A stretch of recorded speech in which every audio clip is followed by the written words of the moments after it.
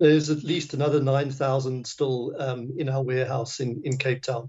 So no, there's still quite a few to give out. Well, one of the things about these devices is they're very simple.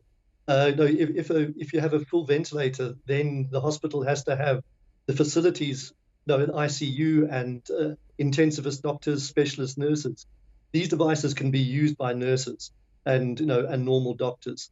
So it extends the capability of the hospitals enormously. It effectively converts a normal ward bed into an ICU bed at a fraction of the cost and much easier to use. And why is there a delay in distribution? Why are there 9,000 ventilators locked up in a warehouse when there are hospitals who actually need them? I can't give an answer to that. We produce the devices as we were asked to do. I know that there have been challenges in the various health departments to actually get these into the hospitals. But that's why we're really grateful for the gift of the givers who just within days were able to distribute 3,000 units into rural Eastern Cape. So really the issue here is a distribution network. It's not an issue of money, but it's an infrastructure and I guess a will to get these ventilators out of warehouses. The contract that was placed on the CSR included distribution, all distribution costs. There's absolutely no cost, residual cost. Hospitals who require these devices, public health hospitals who require these devices, should make a request through their chain of command to the Department of Health, and they should be delivered. You mentioned that these ventilators cost 12,500, to actually manufacture, that they can be used by nurses as well as doctors. Are they also easy enough to use at home? You need an oxygen supply. The truth is that patients who have got severe COVID are going to be big consumers of oxygen. You effectively need hospital oxygen supply. So they're not really suitable for home use. They were built and intended to be used in hospitals with bulk oxygen supplies. And the unit cost of the devices is actually much less than that. Now, this total cost includes the cost of development, the cost of the so-called patient circuits, pulse oximeters, and all sorts of things. So the unit cost of the device is closer to 1,000 rand when we're in mass production.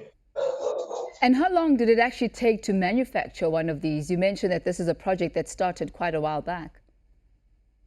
Yeah, we started, the MVP was initiated at the end of March in 2020, and we got into full production at the beginning of August, which sounds like a long time, but there were a lot of processes that we had to go through, including identifying industrial partners, getting the devices accredited by SAPRA, getting the money from the Solidarity Fund, many of those sorts of things. So it probably took us a month or two longer than we'd hoped to get the production going. But once production was going, we can knock these devices out at hundreds per day. And moving on now, what is the next process as far as galvanizing enough support to get these ventilators out where they ought to be? The scope of work of the MVP itself is over. We've done what we were asked to do, which was to develop the devices. I'm hoping, and what we're seeing now is because these devices are now being used in hospitals to great success. The stories we're getting back, particularly through the gift of the givers, hospital CEOs in tears because of the success of these devices, and particularly in the far-flung hospitals.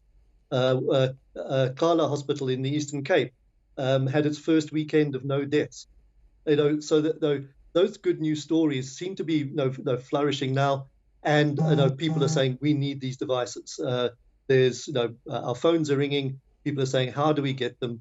And we're trying to get them to the hospitals as quickly as we can. And we're providing all the backup, the training. We've got a helpline for hospitals and health technicians to find out how to use these devices and deploy them. Is it the prerogative of the Minister of Health? Is it the prerogative of the provincial health MECs to actually ensure that the ventilators actually leave the warehouses? I think that perhaps is the biggest question and the biggest concern. It's all good and well. It's great that they're ready, but they really ought to be where they are needed the most. As you say, those who are using the ventilators are singing praises about the impact that they've actually made in treating COVID-19 positive patients. Absolutely. It's it's those people's jobs to ensure that this is happening. All right, Professor Justin Jonas, we'll leave it at that for today. But I guess a bit of relief knowing that there is a backup. But before I let you go, should you need to manufacture more of this, what type of time span do you need to actually make these available?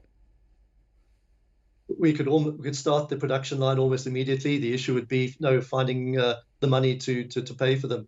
The one area where we do have a bit of a challenge, so the device itself is a sort of a long-lasting device, but there are consumables that go with it, so the tubes and the masks that the patients wear, and those have to be replaced.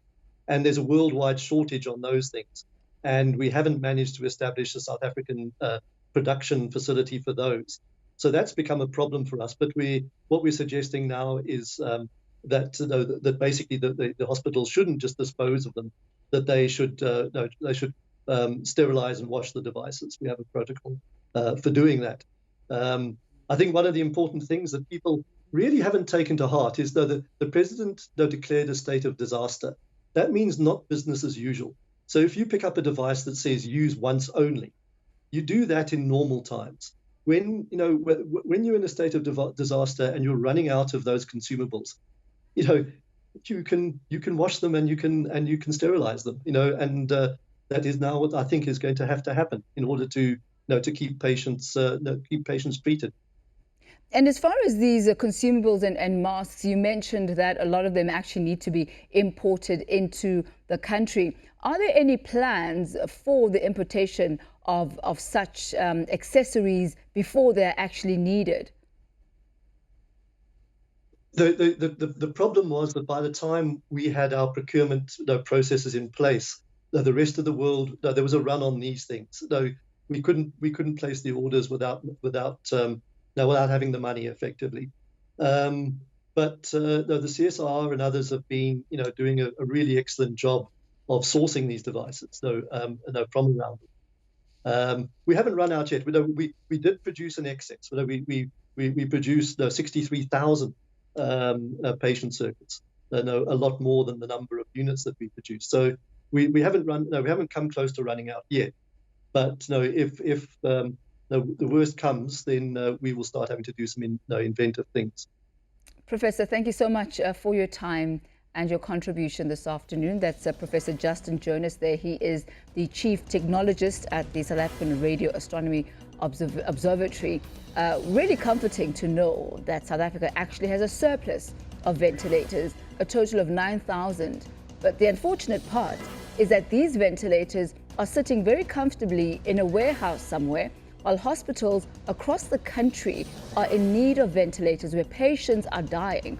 And as you could hear, as the professor was saying, the onus is on the Ministry of Health, whether it's at the door of the Health Minister, Dr. Zweli Mkhize, or the respective health MECs, to procure such ventilators. They've all been paid for. They're just waiting for distribution and delivery. And the big question now is, why the wait? Why are countless individuals dying due to a lack of ventilators, which actually are available? We'll look into that as well. We'll try and get the relevant authorities to speak to regarding their way forward and why these ventilators are stuck in warehouses, 9,000 of them.